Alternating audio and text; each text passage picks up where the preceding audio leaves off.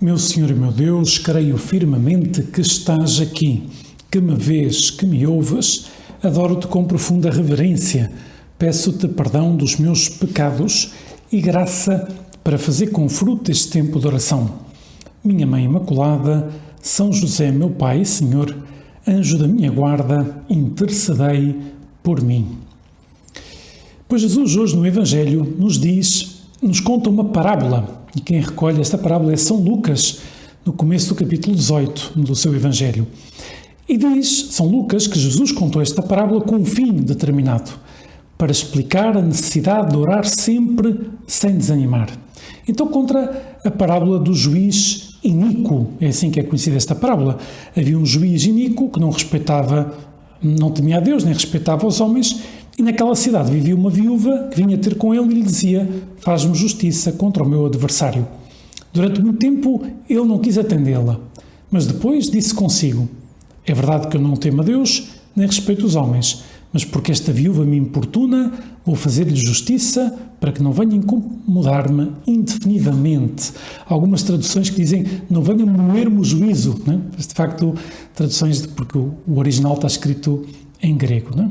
Então o Senhor acrescentou: escutai o que diz o juiz iníquo. Então Jesus compara Deus com o juiz iníquo e diz: se o juiz iníquo ouviu a viúva, portanto, insistir, quanto mais não ouvirá Deus os seus eleitos que clamam a Ele de dia e de noite. Então o objetivo da parábola é que nos convençamos da importância da oração na nossa vida, né? Estes 10 minutos com Jesus ajudam-nos, Jesus, a falar contigo, e que nos demos conta que, ainda que possa parecer que não acontece nada se eu não faço oração todos os dias, isso não é verdade, né? A oração aproxima-nos de ti e a falta de oração afasta-nos de ti. E a parábola do juiz iníquo é muito expressiva para mostrar, por um lado, a eficácia da oração. A oração é sempre eficaz. Quando tu e eu insistimos, né, em pedir a Deus isto e aquilo, às vezes pode acontecer que Deus não nos conceda porque não é o melhor para nós, mas a oração é sempre eficaz porque sempre nos aproxima de Deus. E isto é algo que sabemos pela fé. Claro que um dia, quando chegarmos ao céu, veremos que era assim. E nesse momento talvez teremos uma certa pena. E se eu tivesse tido mais fé na oração? Como teria rezado de um modo diferente? Se eu tivesse dado conta como a oração mudava a minha vida, como eu não teria deixado nenhum momento de rezar e de rezar com fé e de pedir ao Senhor que me ajudasse nesta circunstância e naquela outra? E depois também é uma parábola muito expressiva para mostrar a necessidade que temos de insistir. Fala que a viúva insistia, né? Moía o juízo do juiz iníquo. E o juiz iníquo, ainda que não temesse a Deus, nem temesse aos homens, depois disse: para que ela não me venha moer o juízo, vou atendê-la. É uma comparação que Jesus faz e fala: se isto comenta o juiz iníquo, quanto mais Deus, né? O contraste, de facto, é enorme. É um contraste flagrante entre Deus, que é Pai, e que é um juiz benigno, e que compreende, e que perdoa, e que é misericordioso, mas também que nos exige, evidentemente, porque quer o nosso bem.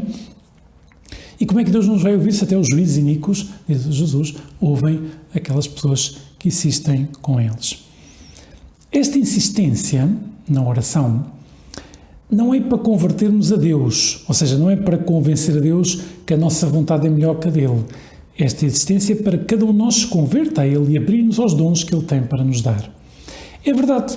E há pessoas que às vezes dizem: eu até rezava, mas depois um dia pedi uma coisa a Deus, Deus não me concedeu, deixei de rezar.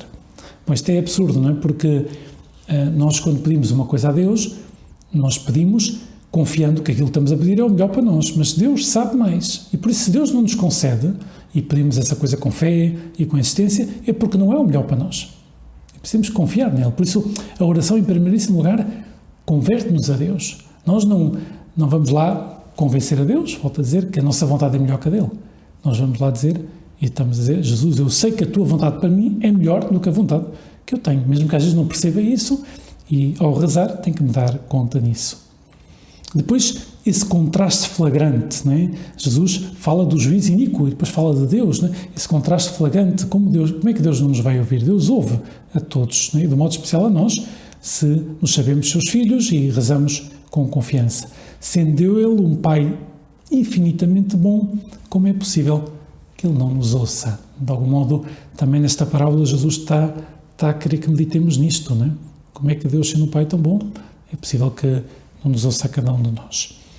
Então, pensava que, baseado também nesta parábola que Jesus conta, diz-nos o Catecismo da Igreja Católica, ao falar da oração, em concreto da oração mental, mas também aplica-se à oração vocal e à meditação e à contemplação, pois a oração, diz o Catecismo, é um combate da fé e uma vitória da perseverança. Interessante.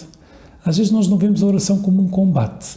Há muitas pessoas que pensam que a oração é um momento para me sentir bem, para obter aquilo. Há pessoas que veem a oração como o gênio da lâmpada, não é? Como a pessoa que esfrega a lâmpada, sai o gênio e podemos pedir os desejos que quisermos a Deus. Então, e rapidamente desistem de rezar porque veem que as coisas não funcionam assim, não é? Mas depois há pessoas que veem a oração como eu rezo com necessidade e quando estou tenso para obter paz, e é verdade que a oração nos dá paz, mas o grande objetivo da oração é pôr-nos em comunhão com Deus. E nós não podemos esquecer disto, porque às vezes a oração, como diz o Catecismo, é um combate da fé. Eu sei pela fé, Senhor, que Tu me ouves, ainda que pareça que não me ouves. Eu sei que não estou a perder o tempo quando estou a rezar. E é uma vitória da perseverança, diz o Catecismo. Ou seja, nós obtemos a vida eterna se rezarmos. Obtemos a vida eterna já, ou seja, viver na graça de Deus, mas obteremos a vida eterna se nos mantemos esse combate de oração. Pelo contrário, quando a pessoa deixa de rezar ou começa a aldrabar a oração, começa a afastar-se de Deus, não há volta a dar. Não há nenhum santo sem oração, nenhum. Todos os santos rezaram, todos aqueles que cumpriram a vontade de Deus rezaram. A oração é a primeira arma para vencer, digamos assim. A oração e o sacrifício, que em cristão dizemos mortificação, oração e mortificação, além, evidentemente, dos sacramentos. Aliás, a oração nos prepara para recebermos bem os sacramentos, né? A confissão, a comunhão, né? E os outros sacramentos, mas estes são aqueles que recebemos com mais frequência. A oração prepara-nos para as luzes de Deus. Não sei se já reparaste, mas às vezes estamos a rezar e pedimos: Senhor, o que queres de mim? Né? Diz-me o que é que Tu queres de mim. E parece que Deus não diz nada. E se nós insistimos na nossa oração, depois, às vezes até, muitas vezes fora da oração, uma palavra que alguém disse, um livro que lemos, em concreto a Sagrada Escritura, e acende-se uma luz no nosso interior. E nós percebemos: é isto que Deus quer de mim. E porquê que temos essa luz?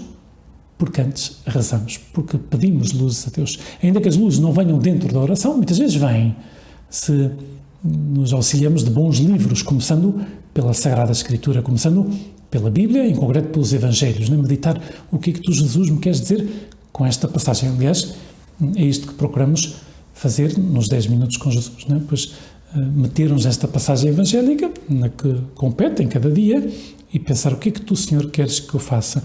E é interessante que o Evangelho termina dizendo: mas quando voltar o Filho do Homem, encontrará porventura fé sobre a terra? Jesus está a falar do seu regresso e diz: encontrará fé sobre a terra. O que é que acontece se deixamos de rezar? Se começamos a rezar mal ou a rezar menos, ou daquilo que Deus nos pede, a fé deixa de orientar a nossa vida. Deixa de orientar a nossa vida. Essa altura acaba por tornar-se uma coisa teórica. A nossa fé vai por um lado e a nossa vida vai por outro. Por isso, necessitamos rezar. A oração ajuda-nos a digerir a nossa vida, a digerir as coisas que às vezes não compreendemos. Eu não sei porque é que isto me aconteceu, esta dificuldade, mas sei que Tu, Jesus, estás comigo, que não me deixas, que me ajudas, que me dás a Tua graça para superar esta dificuldade. Maria, Nossa Senhora, é um exemplo de alma de oração. Diz-nos o Evangelho que ela conservava estas coisas, aquilo que não compreendia, né, os acontecimentos, conservava isso meditando-nos no seu coração. Aliás, isto aparece no Evangelho, precisamente de São Lucas, no acontecimento do Natal, do nascimento de Jesus, do aparecimento lá dos pastores. Depois diz que Maria conservava estas coisas, meditando no seu coração. E depois, na passagem de Jesus perdido e encontrado no templo, quando Jesus responde a Maria e José: porque me procuráveis? Não sabias que devo estar nas coisas do meu Pai? Pois Nossa Senhora também não compreendeu, mas conservava isto e meditava no seu coração. É um exemplo de uma alma que medita naquilo que lhe acontece na oração. Não deixa simplesmente que lhe aconteçam coisas, não é? Digere essas coisas na oração, vê a vontade de Deus por trás. Pois isso temos que fazer tu e eu, para sermos bons cristãos, para mantermos o bom caminho até chegarmos ao céu, sermos almas de oração. Vamos terminar pedindo a Nossa Senhora nos ajuda a perceber essa necessidade de sermos almas de oração todos os dias da nossa vida. Dou-te graças, meu Deus, pelos bons propósitos, afetos e inspirações que me comunicaste nesta meditação. Peço-te ajuda para os pôr em prática. Minha Mãe Imaculada, São José, meu Pai e Senhor, anjo da minha guarda, intercedei por mim.